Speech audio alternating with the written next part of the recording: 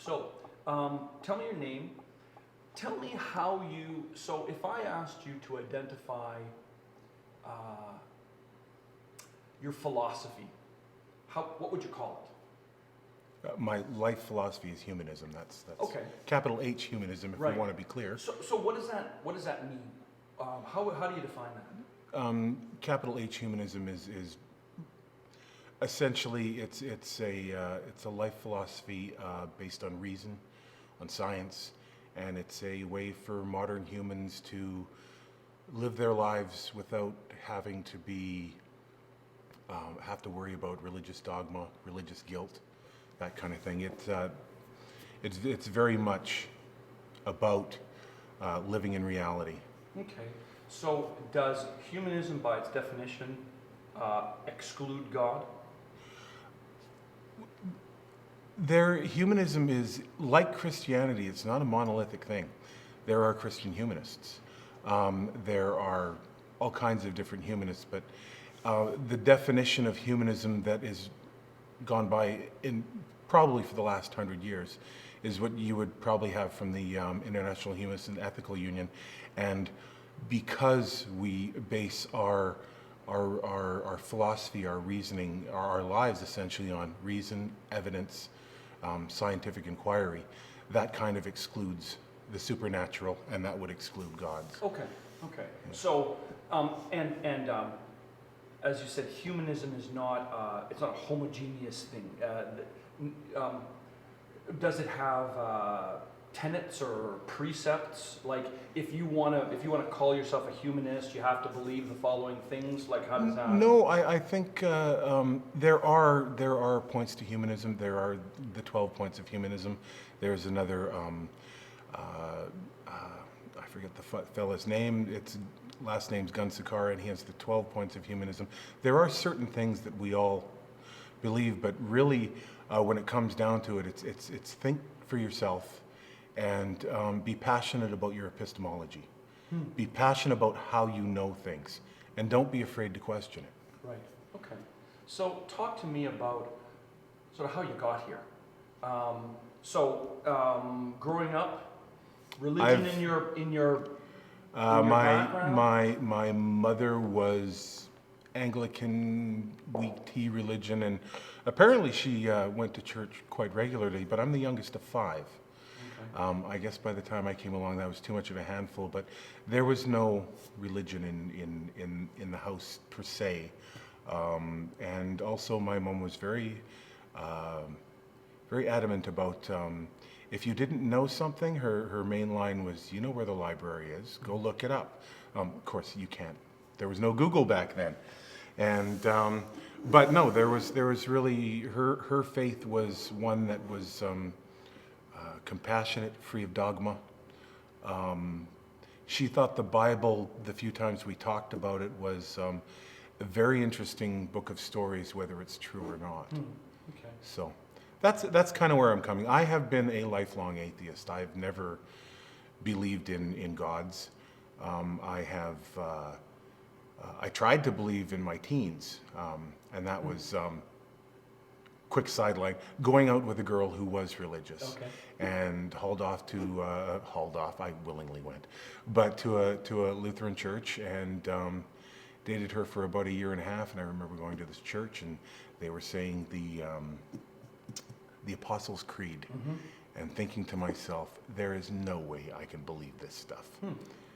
And I bounced around for many years, just not believing. Read some books, and then it came to a point in my life where I had to figure out, what box do I fit in? Sure. And that's when I discovered it wasn't so much falling into humanism or joining humanism. It's I read about what humanism was and went, that's it. That's me. And so to put me in a box, because people like labels, Sure. I am an agnostic atheist and I am a humanist. I always tell people, if you want to talk about what I don't believe in, I'm an atheist. If you want to talk about what I do believe in, I'm a humanist. Okay. Now, just to kind of go off of, so what does agnostic atheist mean? Because I always thought that those were those were actually two different categories. It's a common misconception. Okay. We actually, in our outreach, we actually have this trouble a lot trying to clarify terms so we can talk about it. But excuse me, agnosticism, gnostic means knowledge. Right. Atheism is no God. We have a lack of beliefs in gods. It goes to belief. So I have no knowledge of gods, and I have no belief in gods. Okay. For me personally, and I'll get in trouble with the agnostics out there, for me personally, if you're agnostic, if you have no knowledge of God, I find it really hard that you could believe in God. So therefore, I consider most agnostics, I would venture to say all agnostics, are atheists by default. Ah, okay. Well, Using the terms as yeah. correctly as I understand them. Sure. But it's not a halfway sitting in the middle.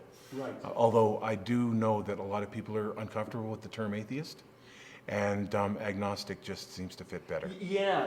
I mean, I think that I have friends who are who I would call theists, but who don't want to be put into a box, who don't want to subscribe to something, and so they call themselves agnostic. In their mind, that means I'm not sure, or there isn't enough evidence. But for them, I think they don't want to run the risk, and so they kind of flip to the atheist or to the theist side rather than to the atheist side. I think people believe in God and they have religious beliefs, not so much because they're true, but because they're comfortable. That's been my experience, and through talking to lots of religious believers, and it seems that comfort is the big one, rather than truth. Sure, I hear that. Yeah. I mean, we don't want to deviate from our family. We don't want to deviate from our society, and we don't want to be in a position where we have to admit to not buying into all the things that we claimed we believed or that we were taught we were supposed to. And there's actually the sort of the dynamic difference between theism and humanism. And I say theism because Christianity is not just the only kind of theism out there. Correct, right. And humanism, for a humanist, it really matters. We really want as many true beliefs as possible and get rid of as many non-true beliefs as possible. And that's why comfort sometimes has to take a back seat. There were, through my life, a lot of things that were kind of uncomfortable, but then you read the evidence, you learn the arguments, and you become convinced, because I mean, really, belief is a matter of being convinced. Sure. Yeah.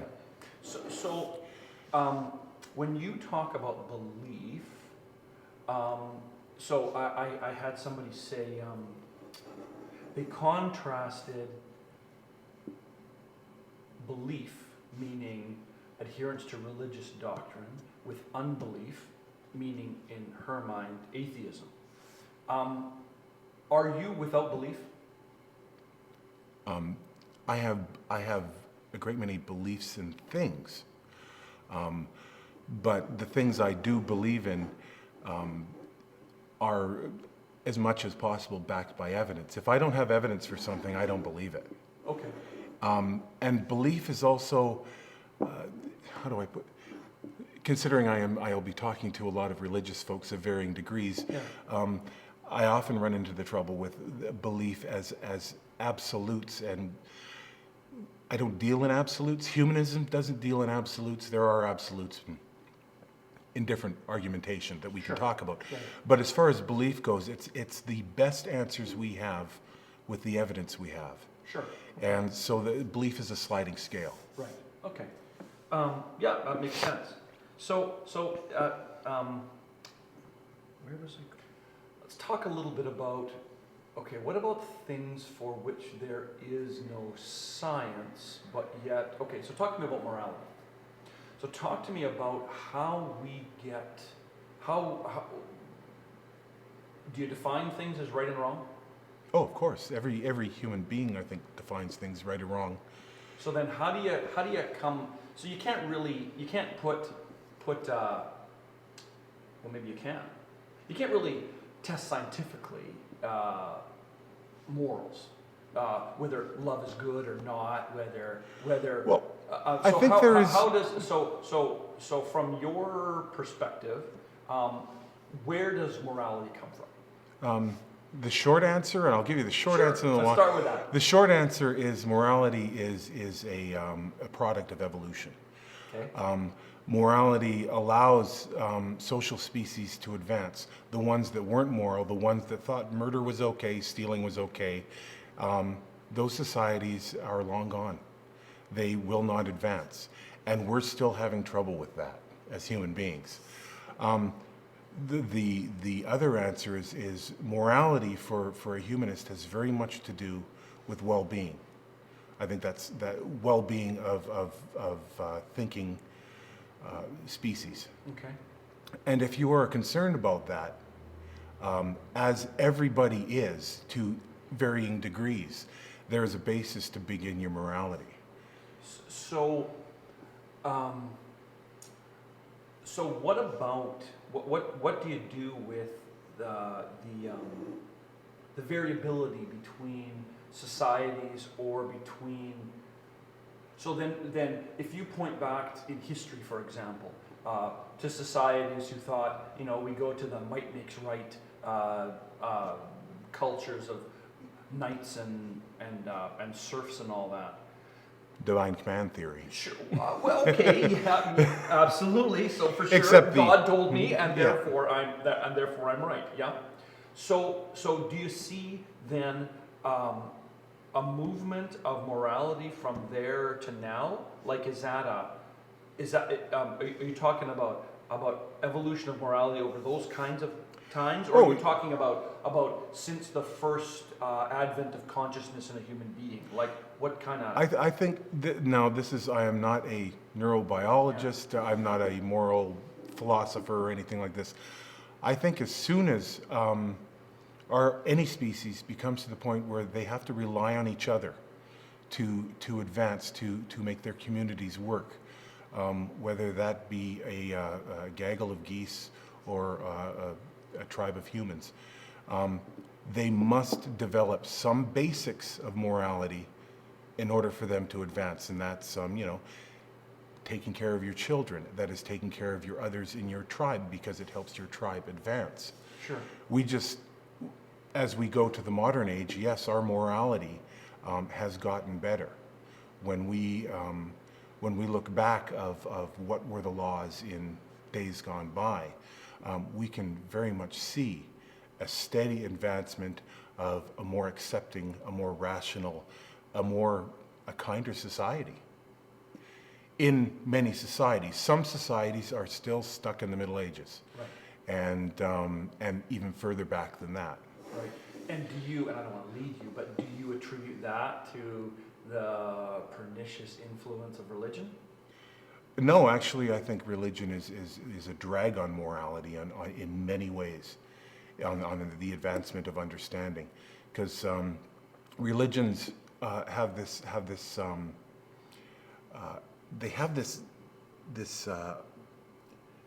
case of, they provide such a sense of community and such a benefit for the people in the in-group. Mm-hmm. But humanity is a huge group. And what happens is religion ends up dividing us. Okay. And what we have to do is come to a new agreement, I guess, that we're all human beings. And if we're going to get along in this increasingly crowded world, there's got to be a certain amount of respect, a certain amount of tolerance, and you'll probably hit a certain amount of intolerance. There's things that life philosophies and religions do that cannot be tolerated anymore. And usurping people's rights, genital mutilation, mm-hmm. Those kinds of things, they can't be tolerated anymore. Right. I'm not going to kill anybody over it, but we have to have a steady progress of morals and education to bring those societies into a more kinder and gentler societies. Right. Okay. Okay. I want to talk a little bit about. So I want to begin with some what ifs. So I acknowledge. Okay,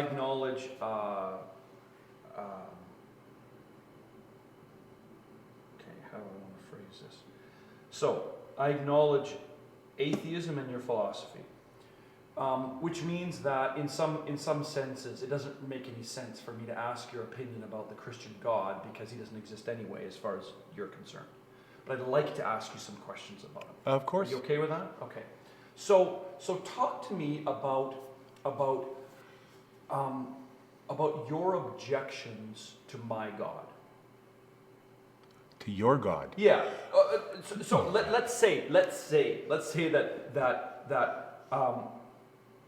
that my belief in God is, and this is not true, but that there is a Christian God that all Christians can agree on. Okay, let's say that were the case. That's a tall order, but yeah, okay. It absolutely is. Okay, so talk to me about what your issues with that God is. You'll have to forgive me for some assumptions I'm going to have to make. Not a problem. When I talk about gods, Yeah. and I will try and as best as possible to stick to the Christian gods, but when I think of God, I think it's a human construct. I think gods are a way to feel better about yourself, feel safe, as I pointed to before, comfort. Mm-hmm. As far as the Christian God and Christian theology, and here's where I'm going to make some assumptions because I don't know what you believe. Sure. And I'm fine when I talk about, ultimately, for me, gods are mythical concepts that are not understandable, and I would say very often fictional. I guess that would be the. But as far as the Christian God goes, Christianity under its main tenets that are apparently brought down by God, or at least written by people who were getting influenced by God, is at its basics an immoral philosophy. Okay. This is not to say that Christians are immoral. Sure.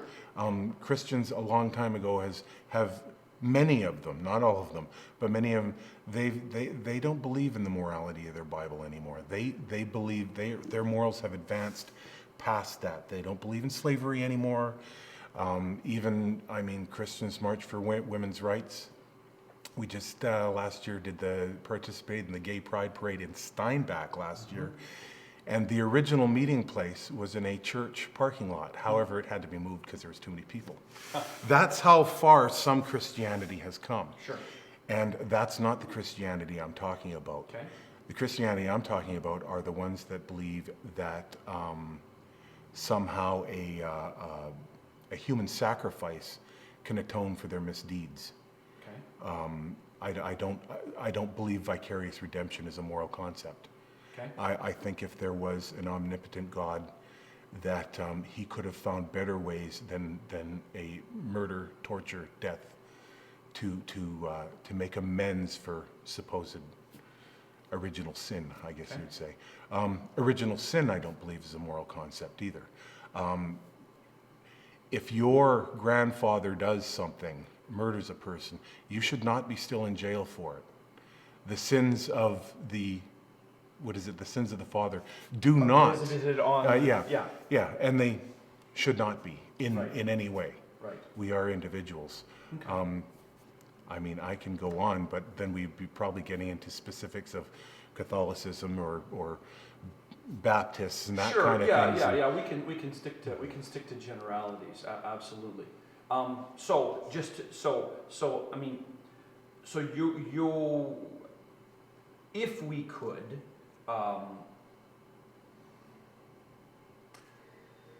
You object to what you would perceive as the Christian description of God. I'm hearing a lot of Old Testament stuff. And I'm not so. I believe Old Testament is true, in addition to New. So slavery, oppression of women, oppression of Old Testament would be non-Jewish groups. You got issues with that? Oh yeah, and I have issues with the New Testament too. Okay. I mean, as far as we talked about slavery in the Old Testament, as far as in the New Testament, I mean, we have, again, depending on your Christianity and the version of Bible you are going by, Jesus seemed to have no problem with slavery. As you know, slaves obey your earthly masters, or servants, depending on. Sure. And that there is nothing. There is so many more moral things that Jesus could have taught that that he didn't, which leaves you to scratching your head, thinking that if we have more moral things today in things like the Universal Declaration of Human Rights than what Jesus taught, then how can this teacher, this teacher who may or may not have existed, this teacher, if he was divine, would have come up with better ideas, such as, don't own other people. It's not good. That kind of thing. And, there's just also unquestioning faith is probably something that would bother most humanists. Believing something without evidence is not a good way to go through life. It's not a path to truth. Okay. I can buy that. I actually ran off because I wasn't sure where I went with the question. I forgot the original question. So. I asked you about objections to the Christian God. And so, clearly there are myriad. You touched on Jesus. Historicity. Let's begin with that. Okay. Okay, real guy, not real guy?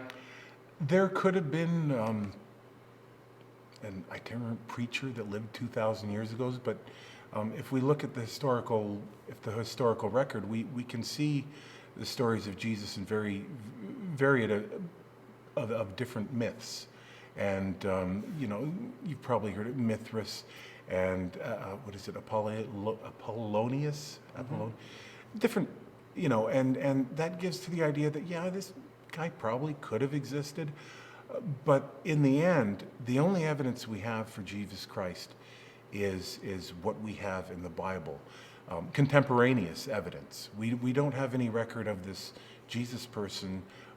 We don't have any mention of him till 150 years after his supposed crucifixion.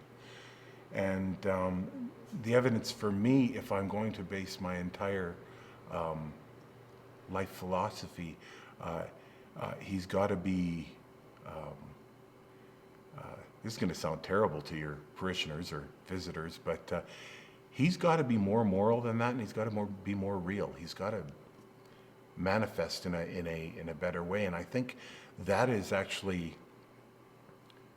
we don't ever see him, and the idea of divine hiddenness that he is not around, we never see them, except of course we have a feeling in our hearts or whatever, is probably one of the best arguments for non-belief. So you would look for, so in order for you to kind of buy this guy, he would have to be, and I don't want to put words in your mouth, but he'd have to be a divine human who continues to hang out with us. I mean, No, not necessarily. I think he would have his moral proclamations would have been more meaningful. Okay. There would have been more consistency. You got to realize that when you look at the map of the world 2,000 years ago, Jesus shows up in this little tiny pocket of in the Middle East. There are great societies going on at the same time. And they know nothing about this man, which lends to the idea that he's very much a local apparition, an itinerant, charismatic preacher that this religion grew. Right. But clearly, that changed quite quickly. I mean, his direct influence was small, but you move 200 years or 300 years into the future, and when boom, Constantine, he's kind of everywhere. when Constantine mandated that Christianity was the religion, and the persecution of all other religions and even different kinds of Christians started, of course it increased. If you mandate it, I mean, Sure. everybody in Nazi Germany was a Nazi. Right. Of course not. But that was mandated that Yeah. be a part of the party or For sure. you're done. Yeah, yeah, okay. Evidence for God. Lots of people will tell you that they've seen things, they've felt things. My assumption is that you would call that no evidence at all, correct? For them, I'm sure they felt something, and I wouldn't call them liars. Okay. I think we can, if we looked at it closer and were able to examine it and test it, we could probably find natural explanations for it. And there has been some work, like if you ever look up the God helmet, it's basically they put magnets on your head and a football-like helmet, and they can actually stimulate the same areas of the brain that people get when you have what people say is a religious experience. Right. But, I'm sorry, what was go back again? Just the questions about does actually I think I should probably rephrase. Does evidence that can't be reproduced, does that automatically become no evidence at all? If you're asking me, the absence of evidence is evidence of absence. No. Evidence is a set of facts. It is Sure.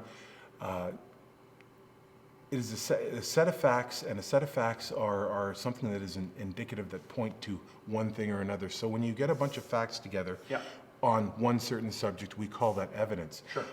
Evidence should be, although interpreted differently, the same for you and me. It should point to one explanation over others. And if we throw in a little logic and rational thinking, we can usually come to hopefully an agreement on what that evidence is. Okay. But as far as personal revelation, as far as feelings in that thing, there's a very good argument that if you can get a hold of thousands of people that believe that they've been abducted by aliens. Okay. And their stories kind of match, most people would not believe that they went up and were abducted by aliens, and aliens are coming down and stealing cattle or mutilating cattle and that kind of thing. That's the same kind of thing. I'm sure they believe it. I'm sure they think that's their truth. Yeah. But it is not true. I'm not saying it's false, but it is not true. It is not that's what truth is. Truth comports with reality. Truth is what comports with reality. And that does not comport with reality until we have evidence to demonstrate that. I don't know if that's clear enough for you. But. Yeah. But, I wonder though, what do we do with history? Okay, let's take God out of that question altogether. Okay, so my daughter's a historian.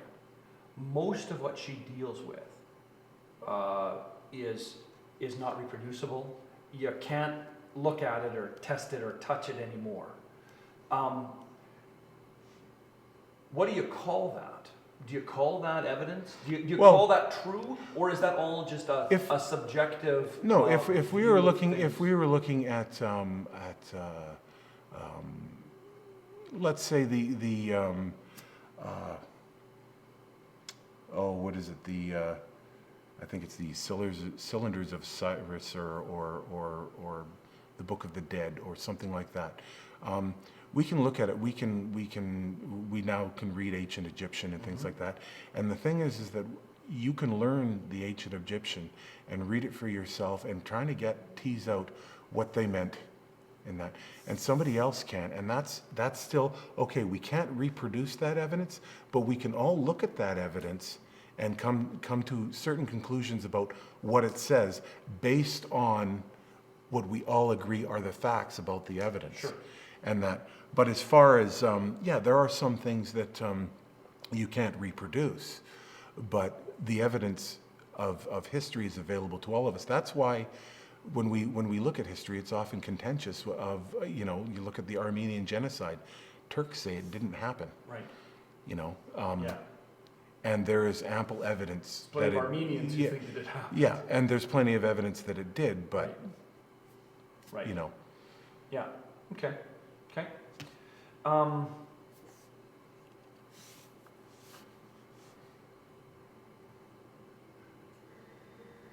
Does science disprove God, or does science simply not provide any evidence that God exists?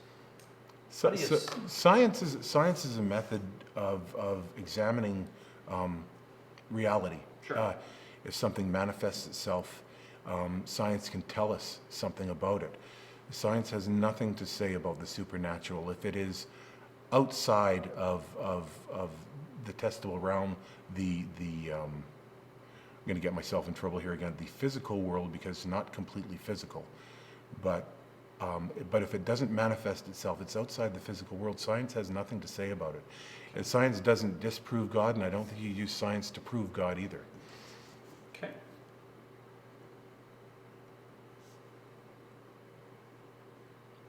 I think humanists rely on science because it is simply just the best way to tell fact from fiction. Sure. I like science. And it works. Yeah. Yeah. Well, yes, absolutely. Yeah, for sure. We really dealt a lot with. So, as a humanist, how do you view religious books? The big ones, Quran, Bible, Torah. It's different for different humanists. Okay. For me, they're ancient literature. They're valuable human pieces of our history.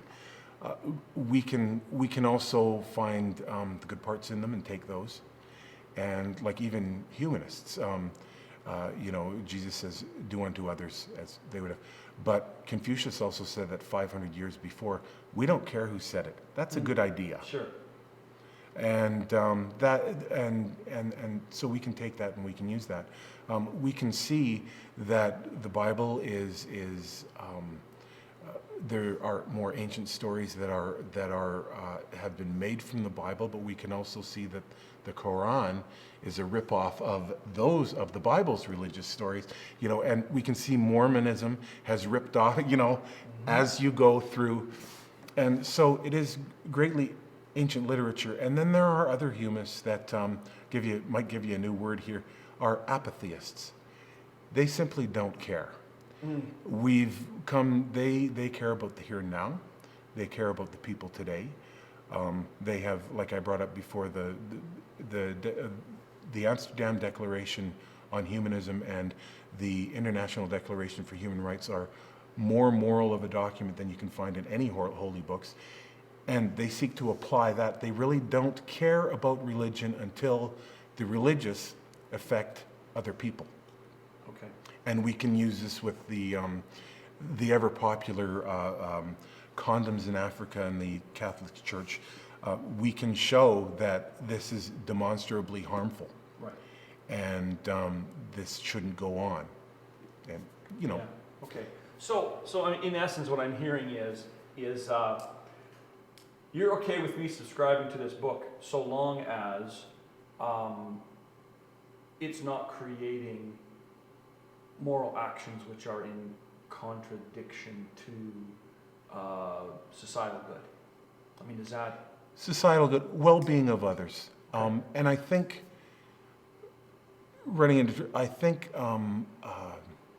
see, I don't know what you preach. So, sure? you know, and because I've listened to preachers that are hellfire and brimstone. I've listened to preachers that will take like a pointer of the Bible, but not mention Matthew, Mark, Luke, and John or anything, but have a lesson on different, you know, okay. So if we are going to teach our kids, teach other people about how to be good people, I think it would be a lot better to do those lessons without, how do we say it, without putting in the supernatural, the unknowable. Because unfortunately, when we get to that part, you are probably a good person. I'm sure you're a good person. You make great coffee, but and That is the fundamental. Yeah. You may be a good person, and you believe in the Bible to the extent you believe in the Bible. Okay. You know, the trouble is that there are Christian preachers out there that believe in the same book, and they are doing heinous things. And the thing is that you can hold up the book and tell these guys doing heinous things that this is not Christianity. This is not what Jesus wanted. And they can hold up their book and say, no, it's right here in the Word of God. I'm doing God's work. Okay. That's the whole problem when we get into the supernatural. This is the book, the one book. No, we can, as human beings, we can decide for ourselves what is moral, what is good, what is just. So, and just to, I'd like a reaction. Are there no humanists doing heinous things? To my knowledge, no. Okay. That sounds naive. I completely agree, but you know, I actually, when in a debate a long time ago, it was like Hitchens and Dinesh D'Souza, and that exact question came up, and I looked for cases of what we define as humanism today, and a secular society that was built on humanistic principles and fell apart, fell into disruin, fell into immoral acts, and there just isn't one. And that's why I think humanism is so powerful. Can it not happen? I'm not saying that. I'm sure human beings are human beings, but some of the main principles of humanism, of compassion, of using reason, of using science, and caring for the well-being of other thinking species, predisposes you to not allowing you to do something like that. Could we do it inadvertently? Sure. And I'm sure it's happened, although I couldn't come up with a. Okay. Fair enough. Okay, so I'm going to jump off of something you said, but to talk about something else. So as a Christian, I raise my kids Christian. I have no other worldview to teach them, which then sort of leads us to questions about indoctrination and other things like that. Do you see value in religious teaching and thought at all, or are we better off just disposing of it altogether? I see value in the sense of community that religion brings. Okay. I can see value in the personal human interactions, but and I can even see value in some of the moral precepts that you get from your holy books. But as a whole, no, I don't believe it's a moral belief system. I think we can do better. Okay. That's about as honest as I can get. So then does that mean that looking for a word, but I can't find a better one. So religion is bad. I don't want to. I'm not gonna go as far as Hitchens and say religion poisons everything. Okay. But it poisons a hell of a lot. Okay. And as I said, ditching it or not, today we have better ways of going about things than deferring to the supernatural. Okay. So poisons a lot. So then, what do you say? So I have a friend who's a doctor who said to me, if you don't vaccinate your kids, social services should come and take them away. And he believed that with us all his heart. And at that point, my kids weren't vaccinated, and I kind of just hung my head and walked away. And part of that was because, you know, we had ideas that we subsequently thought maybe are wrong. Is that the case with religion? That if you're Hitchens, okay, and I'm not gonna, I don't want to make you into Hitchens, but there are some logical results that come about from belief in certain that certain things are right or not. So does that mean that if in fact religion poisons everything, most things, or a lot of things, then how do you characterize those of us who would not only believe in religion, but evangelistically proselytize other people into believing the same things that we do? So how does that, where do you go with that morally for you? What is that? For morally? Yeah. As we talked about before, it's about well-being. And I think teaching people known falsehoods is not good for their well-being. Okay. So if you're going to say that you won't vaccinate your kids and you're going to spout that off to parishioners, the evidence shows us that vaccines, there's a thing called herd immunity. Yeah. That the more you have vaccinated kids, the less chances they're going to get these. It can save their lives. Absolutely. And there's also counter evidence to show that the resurgence of mumps, of measles, of these diseases that we've just about got rid of, have a resurgence in religious communities. Absolutely. Okay, we almost conquered polio, which is it's a go-to example. Mm-hmm. And we almost eradicated, the UN was actually had a date for when polio would be eradicated like smallpox off the face of the earth. And that all ended because a certain religious group said that what they're trying to do is make you sterile.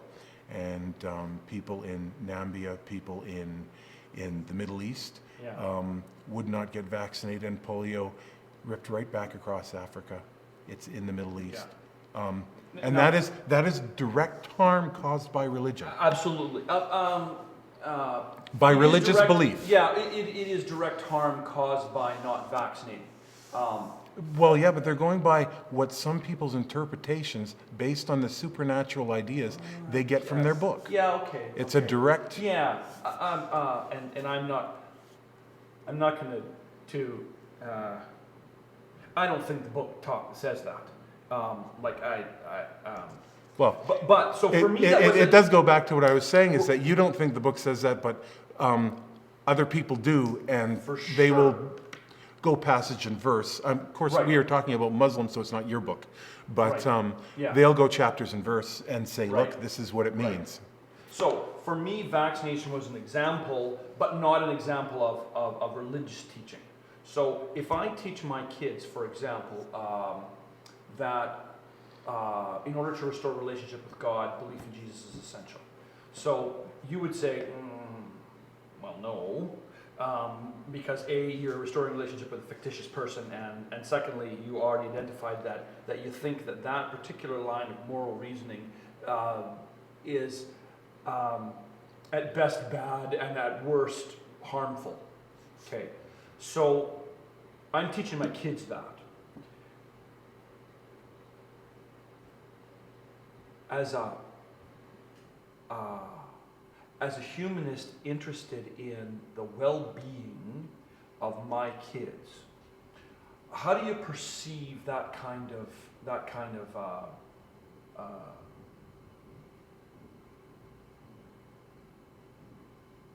how do you perceive that kind of teaching? Like, what does that do to you? Very much. That was kind of vague for me to. But I would say that it depends on the baggage you're throwing in with it. Okay. If you are teaching your children that be good or they're going to burn in hellfire, that is child abuse. That is mental torture. Okay. I don't even like the idea of separation from God, because it's like you're getting something for nothing. But if you're going to teach it, that's mental torture. And we actually have people in our group, and there is a whole organization called Recovering from Religion that have to deal with the carnage that kind of teaching does to people, the psychological damage, the breakup of homes, families, Sure. that kind of thing. And so that kind of teaching is immoral. That you do this or some supernatural entity is going to get you is not moral. How do you feel about Santa? How do I feel about Santa? That's joking. But I mean, but that There's is several that people is a looking in the window here. That is really. I'm sorry. It's just there was a bunch of people in the hallway. Just want to make sure it was yours, people. It's all good. It's all good. Yeah. No, I hear you. But we have traditionally done that with our kids. I mean, fairy tales do the same thing. Santa can be the thing is, people with which we in every case, people grow out of Santa. True. You know, this idea of burning in hellfire, of being, being tortured forever in a lake of fire and that kind of thing, sticks with people to their dying days, and it amounts to psychological torture. There was actually did a discussion with a minister of one of the largest churches here in Manitoba, and it was on the question of their connection to a group in Africa that supported the Kill the Gays bill in Uganda. In Uganda, and I can send you the stories on our website. Anyways, and he, after laying out the evidence after this meeting, after talking to him and that, he basically said, well, we don't believe you, and we don't endorse it, but we're still going to support this preacher in Uganda. This is a case of a Manitoba church that actually supports a teaching that is harmful, that gets people killed in another country. They don't believe it. They'll tell you that that's not happening, but that's what the evidence shows. And that is the harm of religion, and that is a direct harm of religious belief, because as I said to him, there are many other entities in Africa that you could join with that don't deal with that. They may not believe that gays are equal, that they're people like just anything else, but they don't participate in active persecution. Right. And you could join with those. And his answer was, why would we support something that, I don't want to misphrase him because I'm on camera here, why would we support something that we believe is a sin? So yeah, it's pretty tough. The book confuses a lot of people. Well, I mean, and I'm not to say that I wouldn't hold up my interpretation of anything arrogantly and say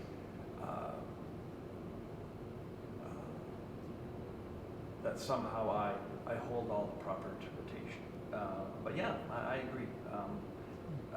Our religious books have been used in very awful ways. And you can experience that. We're doing an outreach in Steinbach this summer, and we did it last year. And if you wanted to come sit in our booth and see some of the best and some of the worst of Christianity, I will give you a show. Oh boy, I don't know. I don't know. I mean, I've seen lots of it, and yeah, I don't. Yeah. Yeah, that's hard. That's hard because according to my book, the people who have these awful ideas are still somehow connected to me, and that's hard. That's hard. It's like, my biological sister being an axe murderer, and somehow I need to deal with the fact that she's part of my family. Yeah, no, I hear you. Uh, Has religion done anything good? As I've said, sense of community, bringing people together, very positive for the in-group. We can go back to the beginnings of modern humanism.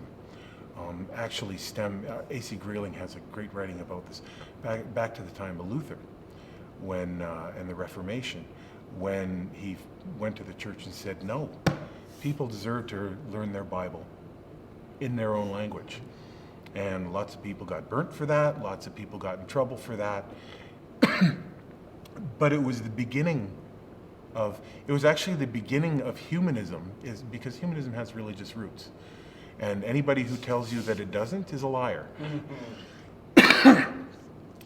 But back then, when Luther said, everybody has their right to read the Bible and figure it out, he didn't use those words, Right. but they can read the Bible in their own language. Little did he know that, yes, he brought it out, and this is the way he interpreted, that it exploded, and Christianity went 30,000 different ways. And a large part of that was people coming to the conclusion that, you know what, this stuff just isn't believable, and we can do things better. And that's why we have so many branches of Christianity, some, if I may say, batshit crazy snake dancing Christians that kill more of their own parishioners than save them, to the nicest people I have ever met. Yeah. One of them being my sister. So. Right. Yeah. Wow. I hear you. Actually, a friend of mine, she wrote a book. She did. She's a professor at Duke, and she wrote a book called Blessed. She spent about a year with southern U.S. evangelical groups, including the batshit crazy snake guys, because, who have decided that some incident in the life of Paul was to be, what's the word?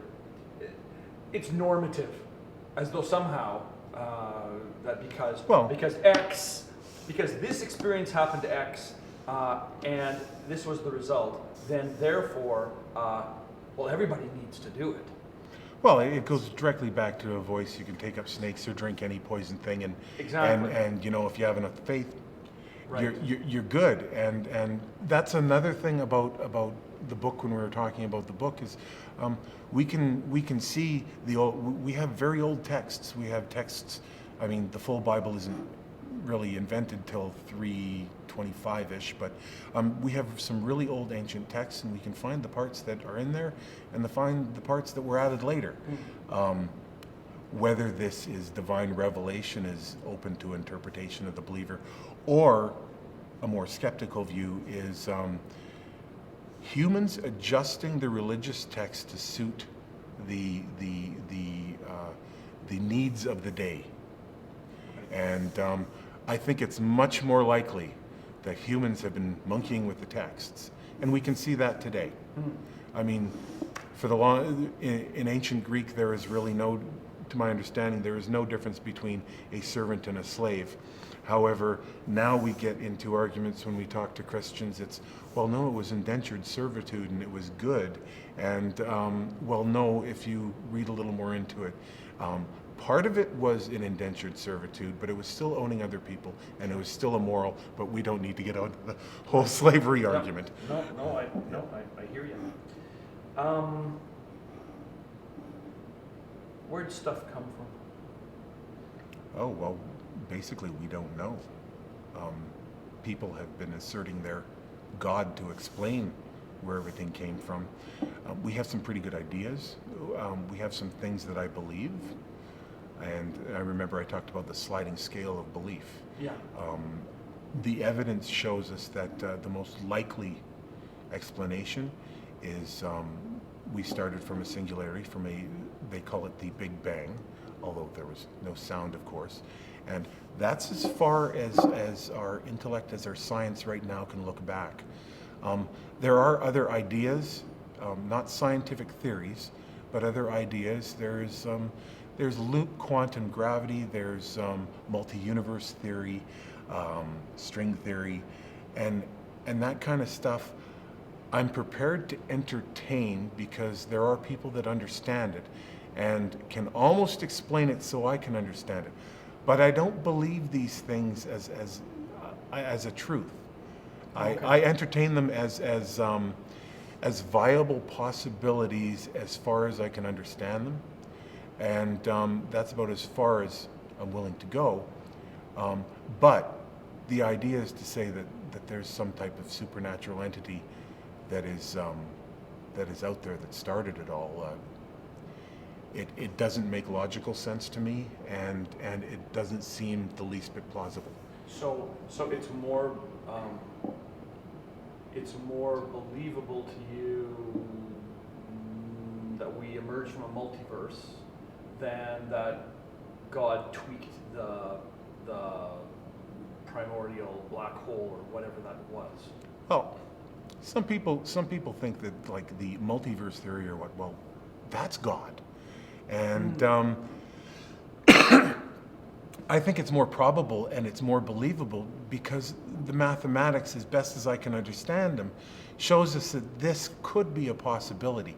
And I don't, like, you'd need to talk to a physicist. Sure. If you, I'm not asking you for definitive answers, no. yeah, No. but I think that's more probable because any definition of God I've ever got is nonsensical, unintelligible, and very often, especially when you get into the Hindu gods, are completely imaginary for all intents and purposes. Sure. But Christians will, a big definition for God will say, well, he's the creator. And I'll say, well, yeah, okay, you're telling me what he does, but you're not telling me what he is.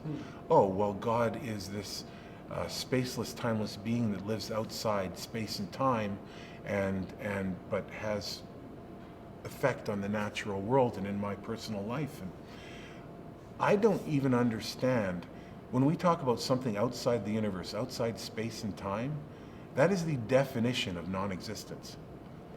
You can't even comprehend something that is outside space and time. But multiverse theory, though, does it not postulate essentially that if and this is not, I mean, this is just me saying, well, I can conceive of the idea that there are other parallel universes, and if Einstein's right, then they would not only have their own set of matter, but their own set of time. Which means that perspective-wise, and I'm not postulating God is like this, but perspective-wise, if I'm sitting in that parallel universe looking into ours, I would be outside of space and time as far as we were concerned. But I'm going to say that from a provability perspective, that's akin to nonsense. To think that there are thinking entities in other universes. Sure, you can entertain the fact, but it doesn't mean it's true.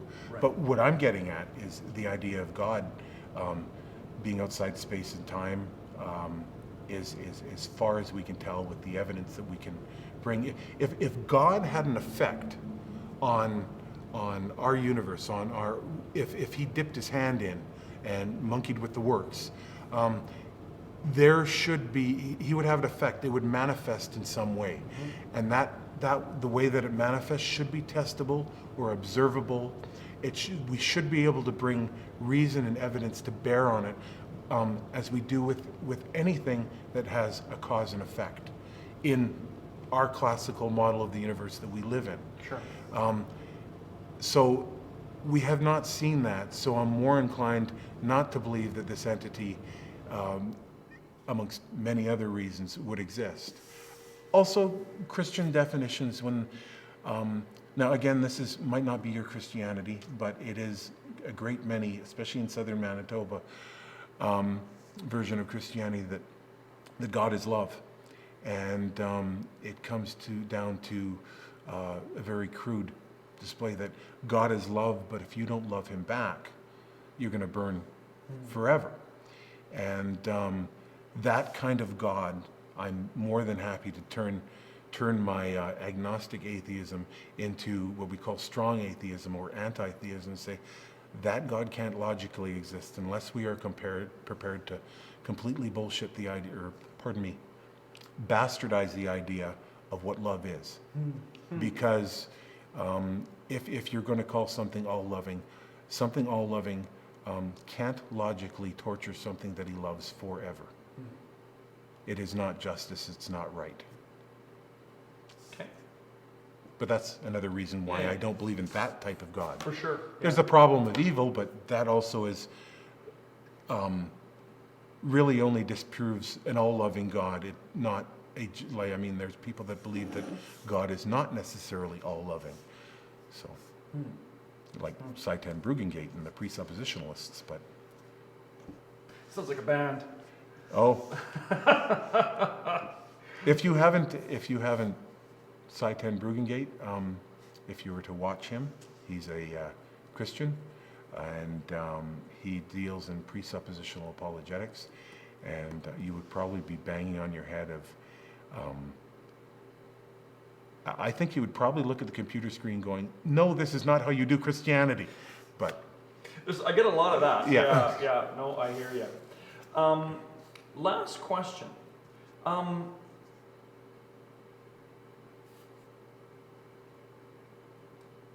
there any Christians you know that you admire?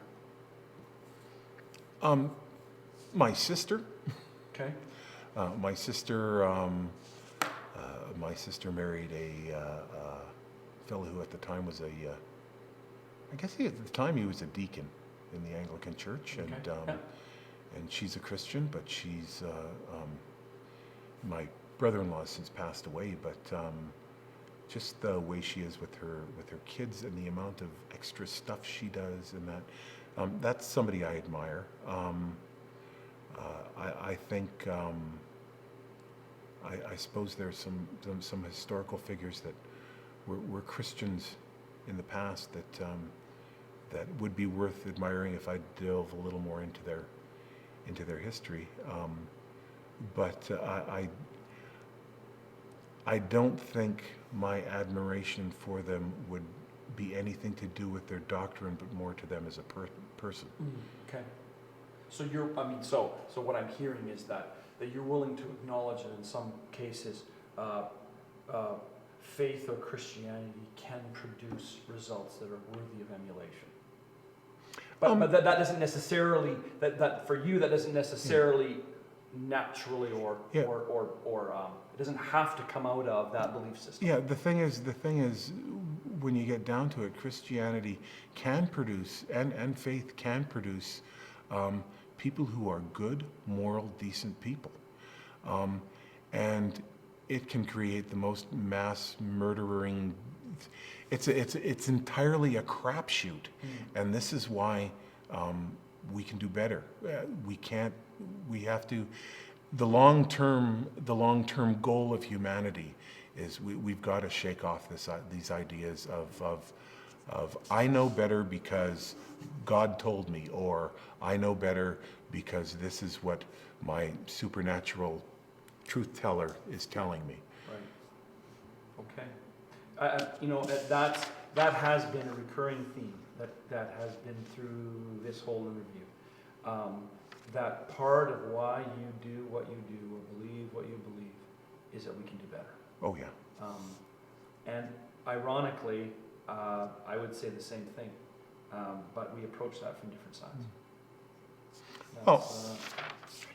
I was asked an outreach by a fella that was very, shall we say, doctrinally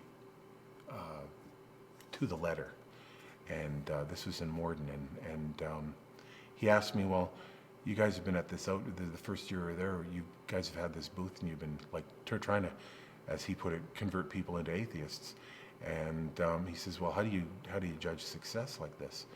And I said, well, I said, we're not here to convert people into atheists or humanists. I said, but if we can take a fellow who thinks that gays are subhuman, that thinks the absolute truth is that Mark, Luke, John, that actually wrote those books, and that those names are not attributed, that the Bible is literal. If we can bring a Christian that believes the world is 6,000 years old and Jesus walked with dinosaurs, if we can bring them to a more mild form of Christianity, one that accepts more evidence, is kinder, that's a win in our column. We count that as a win. And it's as Hitchens said, how did he put it? Be passionate about your epistemology. Take the chance of thinking for yourself. Much more truth, beauty, and wisdom will come to you that way. And I think, although me and Hitchens didn't agree on a lot of things, those are beautiful words. And I think they should be emulated by everybody. Cool. You ever read his brother's book? Peter Hitchens? I've seen him in debate, but I haven't read any of his books. Okay. Is it an apologetic type? Yeah, he really, what he does really is take on some of his brother's views. He's an Anglican, so I mean, yeah, they were estranged for a long time. Oh, yeah. And later in Hitchens' life, they reconciled, but they never reconciled their beliefs. Yeah. But they acknowledge at some point. They were at least so they get on the same stage together in debates. So. Yeah. So yeah. So cool. But hey, that's the man's brother. Yeah. So. Yeah. You can't choose who you're related to. But no, my reading of Christian apologists is actually I limit myself because they can. It's usually because logical fallacies just pour out of those books. It's just. Yep. I'm sorry, there's one thing, if there's anything that Christian apologetics doesn't have is a foundation in logical thought, in many, many cases. Yep. And I agree. But it was wonderful. Yeah. Well, thanks. This is great. You know, I have friends who are atheists, but we don't have this conversation. And this conversation is good. You know, I'm a storyteller by trade. That's part of what I do. And I've always believed that if we take the time to tell each other our stories, that we can create community out of naught. And that we cease to be demographics when we sit down. You're not the atheist, you're Pat. And that's, I mean, if I have accomplished nothing but to hear your story, that's good for me. Yeah. So thanks for your time. About the only thing we didn't do, we never did an introduction. I don't know if you need that. Well, I would love it. So actually, if you would just give us. Hi, I'm Pat Morrow, and. Yeah. Okay. And if you want to put in the like your position at Ham, like you can. Like whatever. I'll just do this. However you would introduce yourself. This will be like 7 seconds, Okay. but I'll just say hi. I'm Pat Morrow. I'm a husband, a father of 3, and I'm a trailer mechanic by trade, and I'm also the vice president of Humanist Atheists and Agnostics of Manitoba.